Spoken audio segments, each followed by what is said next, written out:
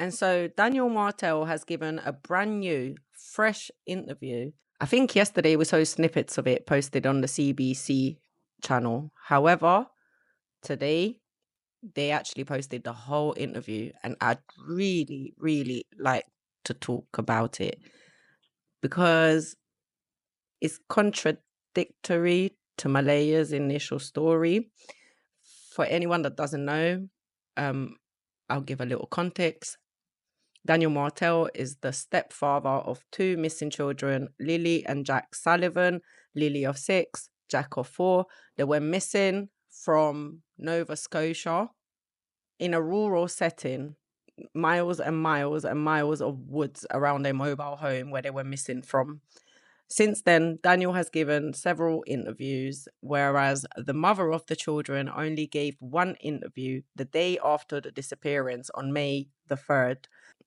And before we get into Daniel's interview, I'm just going to post Malehya's interview right now, just so that we can remind ourselves of what her initial statement was to the public.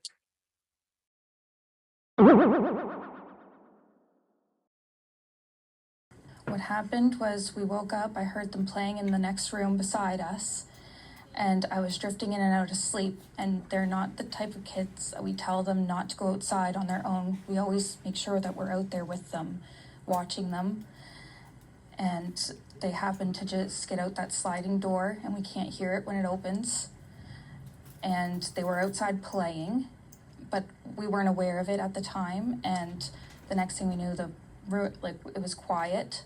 And we get up and I tell him, my partner, Daniel, I tell him, do you hear the kids? And he says, no. And we get up instantly. We're looking outside. We're looking everywhere, yelling for them. And I instantly just call 911. I just had the instinct I needed to call.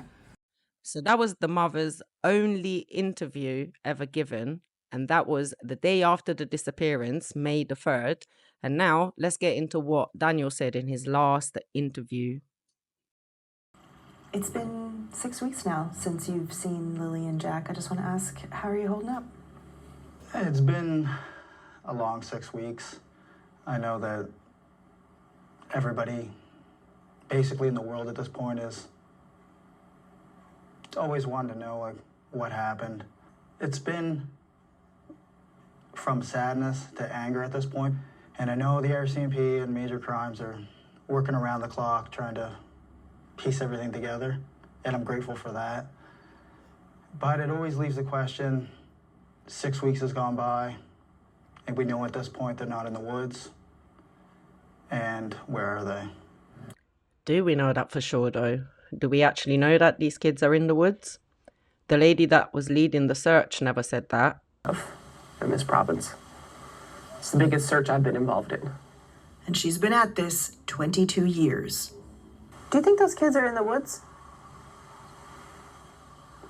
From everything I've seen, yes. Why can't you find them? They're small, they'd be hiding. They would have crawled underneath something probably when they got tired. They could have gone further than what we searched. There's all kinds of scenarios. She reckons those kids are in the woods somewhere and they just missed them because they're small. Did you feel in the beginning that they suspected you? Of course. The stepfather was always a prime suspect right off the beginning.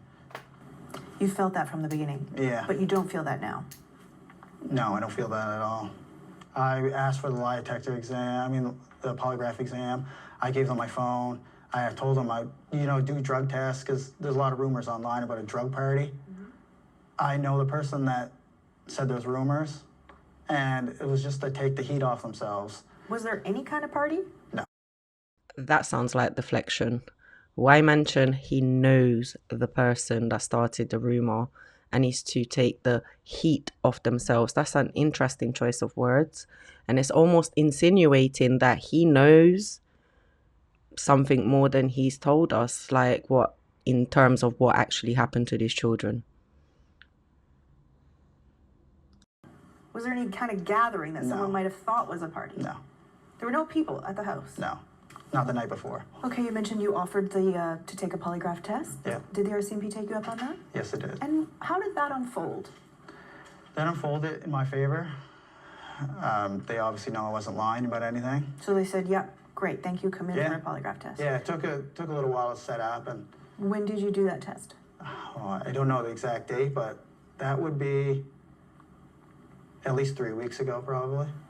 So roughly 3 weeks after the disappearance. Yeah. And I think most Canadians wouldn't have any idea what's involved with that. Can you describe the process? You go in and just tell us right from the start. We go in, sit down in a big comfy chair, and they have multiple sensory pads. You have them underneath your forearms, you have them underneath your butt, and you have them underneath your feet with your shoes off.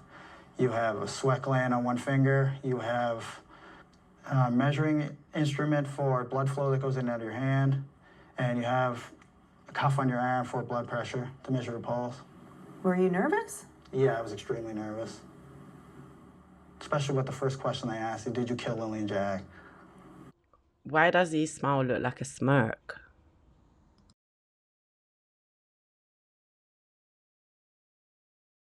That was the first question they asked you. Yeah.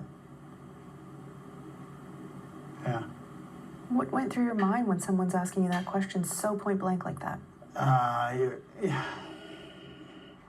Your mind has a massive release of chemicals, I guess you would call them. It's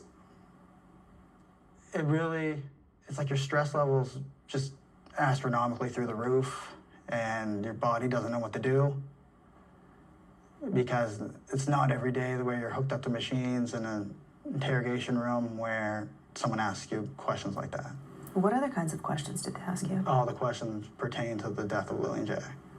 Are you accessory to the murder of Lilly and Jack? They were all. So all of the questions assumed that the children are no longer alive. Yeah. So that pretty much answers our questions in terms of why they stopped searching so early on and why they came back twice since that day and since they stopped searching, because they clearly have directed the investigations towards the family members and they genuinely believe these children are no longer with us. There were no questions at all about, did you take them somewhere? Could they be somewhere? No. The police have done a number of polygraph tests. Yeah, because they do not believe the narrative that the children were taken. That avenue was never even explored. If you followed this investigation right from the start, it would be reasonable to believe that the way the authorities have conducted this investigation so far, they never looked for those children as abducted children, but they're seeking for answers within the family and around the property. And 53 formal interviews. Do you know who these people are? Yeah. That's a lot of interviews. It is a lot of interviews. A lot of them are my family, people that live in the area. And those interviews, typically, my interview was 4 hours. And a lot of the interviews from my family were 1, 2 hours. So I guess that also answers the question of whether they looked at his mom and brother. there's a lot of time taken up and they ask detailed questions. Do you know who else actually took a polygraph test? I mean, I do, but I'm not going to say anything that's going to impede the investigation. Okay. When did you find out the result of your test? Immediately right after. What did they say to you? You did a good job, you passed. And how did that feel? Good. And did you feel that there was any further suspicion on you after that point, or was that sort of conclusive? No, that was really when I seen the turning point for it starting to taper off with investigators. Do you know if Malehya has taken one?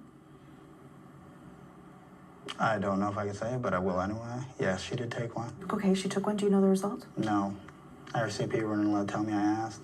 You said you feel like everyone in the world wants to know what happened to Lilly and Jack. Yeah. Why do you think that is? Why do you think this is getting so much attention? Well, just the mysterious and nature of everything and how strange everything is. The RCMP, you know, I mean, they have to keep a tight lip on everything, but there's a lot more that meets the eye with the case. Is there something that you think the public doesn't know that you can share, that you want the public to know? That's a hard one because I don't want to impede the investigation in any way. It is still a missing persons investigation. It hasn't pivoted to any type of criminal investigation. But the kids were seen the day before. I know a lot of people didn't know that. I still see a lot of stuff online that the kids could have been missing for days. They were out of school for days, and they were seen in the Glasgow area on camera the day before the disappearance in the afternoon. Where was that? I don't know if I can say that, but it was near the Highland Square Mall. Was it with you? It was with me, Malehya, and Meadow, and Lilly and Jack were there too. And are the police aware of that? The police were aware of that since. Do they have that video? Yes, they do. I also talked to my coworker in the parking lot as well, and he verified that with investigators as well. So, for all the speculation, they were gone days ahead of time, or they were seen the afternoon on camera before the disappearance. Why do you think the police are asking for video dating back, days before that? Well, the reason for that is they want to see the traffic of the vehicles on the roads in the area, right? Maybe vehicles that were traveling that area a lot over the last few days prior to hand, or vehicles that, weren't seen in the area, or vehicles that were seen in the area, like local people that are, making frequent trips past the house, or which it's all considered evidence. I mean, the more pictures and videos is the better. They say they have hundreds of hours of video. Mm-hmm. Do you know if they found anything on those videos? I think it was up to 2 weeks ago, they had footage that they examined for evidence that was 8 kilometers diameter out from the house. So that was after a month. That's how long it took to get footage and review it 8 kilometers out. So But what's on the video? I don't know. I'm only limited by what they tell me. How often are they in touch with you? Investigators now, I'd say maybe once every 5 days. And usually I'm the one who calls or messages them. And how's that changed over the course of the 6 weeks? Well, from the beginning, it was almost daily, tapering off to where it's only like once every 5 days now. And how do you feel about that? It's good and bad. I mean, I like to talk to them in person about any little small details I come up with, or anything I can try to bring to their attention which may help the investigation. So I don't get to see them often, so it's always over phone or messaging, and it's hard to really convey what you want to say when you're not in person. But then I also know the eye's not on me.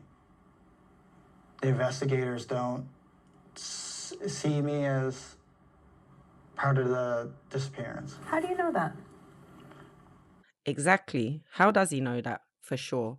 So certain with it as well.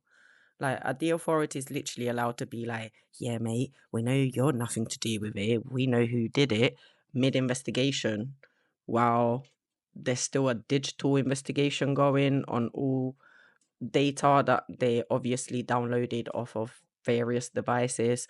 They still have people lined up to be interrogated and so forth. I think that would be unethical. Or perhaps, I wonder if they literally let him think that so that he can get cocky and slip up. I wouldn't point a finger because, I mean, everybody reacts so different during trauma.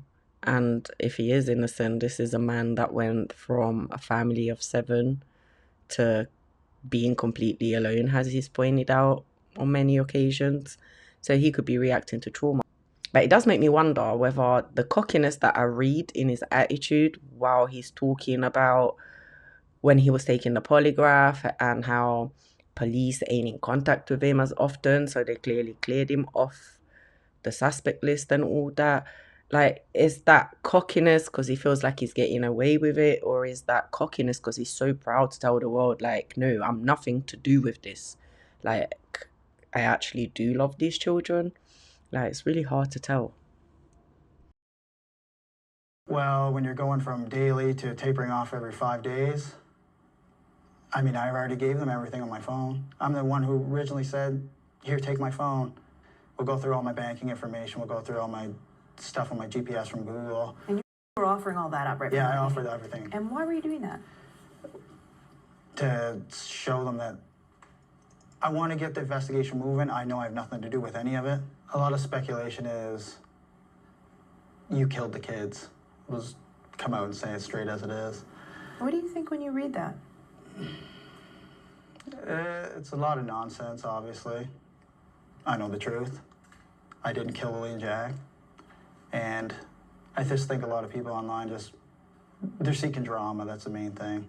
Everybody's allowed their own opinion, like I said before, but it's hard on the people that were actually there and missing the children. Still haven't got to see any of my kids, including Lilly and Jack. And that's been really tough, going from a family of 7, including my other 2 kids that live in Halifax now. Going from a family of 7 in the blink of an eye, your family's ripped apart and you're left alone. And so, ladies and gents, that was Daniel's latest interview. Drop a comment and let's talk about it.